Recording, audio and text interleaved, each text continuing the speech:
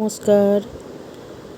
আজকে আর একটা নতুন রেসিপি নিয়ে এলাম, চিংড়ি মাছের মালাইকারি। পুরনো দিনের রেসিপি, সবাই করে থাকেন। এর জন্য উপকরণ লাগছে চিংড়ি মাছ, গোটা গরম মশলা, তেজপাতা, পেঁয়াজ রসুন বাটা, নারকেল বাটা, নারকেলটাকে কুড়ে বেটে রেখেছি, আদা বাটা আর চেরা কাঁচা লঙ্কা। প্রথমে কড়াইয়ে তেল দিয়ে, সর্ষের তেল দিয়েছি, দিয়ে মাছগুলো ভেজে সামান্য একটু এপিট ওপিট ভেজে আমি তুলে রেখেছি। এরপরে সেই তেলেই গোটা গরম মশলা আর তেজপাতাটা দিয়ে দিয়েছি। একটু ফোড়নটা হবে। আচ্ছা, আপনাদের বলি, পাশে থাকার জন্য অসংখ্য ধন্যবাদ। আমার ভিডিওগুলো যদি ভালো লেগে থাকে প্লিজ লাইক করে দেবেন আর কমেন্ট করে জানাবেন কেমন লাগছে আপনাদের। ফোড়নটা হয়ে গেছে, এবার আমি পেঁয়াজ আর রসুন বাটাটা দিয়ে দিলাম।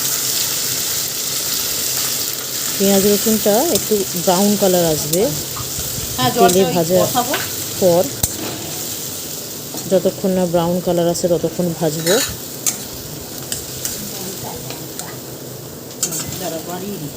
কেমন লাগছে ভিডিওগুলো প্লিজ জানাবেন, তাহলে আমার আরও ভালোভাবে করতে ভালো লাগবে। এরপর আমরা আদা বাটা দিচ্ছি, 1 টেবিল স্পুন মতন আদা বাটা দিলাম। এই যে একদম লাল লাল হয়েছে একটু। এরপর চেরা কাঁচা লঙ্কা দিয়ে দিলাম। আর নারকেলটা আমি দুধটা বার করে নিই, নারকেলটা কুড়িয়ে আমি পেস্ট করে রেখেছিলাম, সেই নারকেলটা গোটাটাই আমি দিয়ে দিলাম। করে দেখবেন, এটাতে খুব ভালো হয়। মেনলি মালাইকারিতে সবাই নারকেলের দুধ দিয়ে করে, আমি নারকেলের দুধ আলাদাভাবে তৈরি না করে পুরোটাই দিয়ে দিয়েছি। হলুদ গুঁড়ো দিয়েছি। এবার একটুখানি হতে দেব, নারকেলটা একটু ভাজা ভাজা হবে। সামান্য একটু জল দিয়ে দেবো। এরপর তেলটা ছেড়ে আসবে। মিনিট 3-4 মতন আমি হতে দিয়েছি এটা।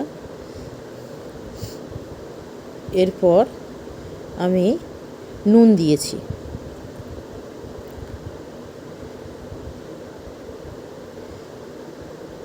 দেখুন, এটা একটুখানি ভালো করে নাড়াচাড়া করে নিচ্ছি।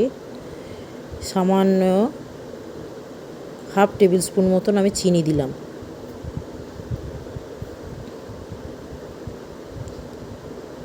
মালাইকারি, চিংড়ির মালাইকারিতে মেনলি একটু মিষ্টি না হলে ভালো লাগে না।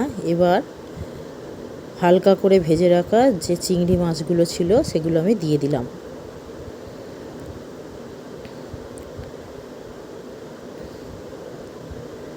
ভালো করে নাড়াচাড়া করে নিচ্ছি,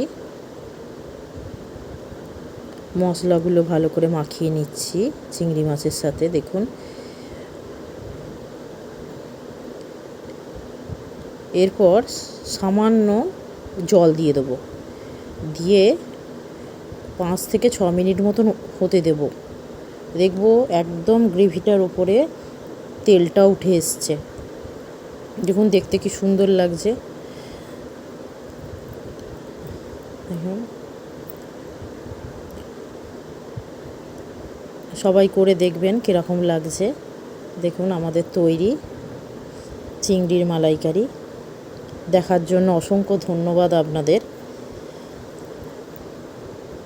গরম ভাতে খুব ভালো লাগে।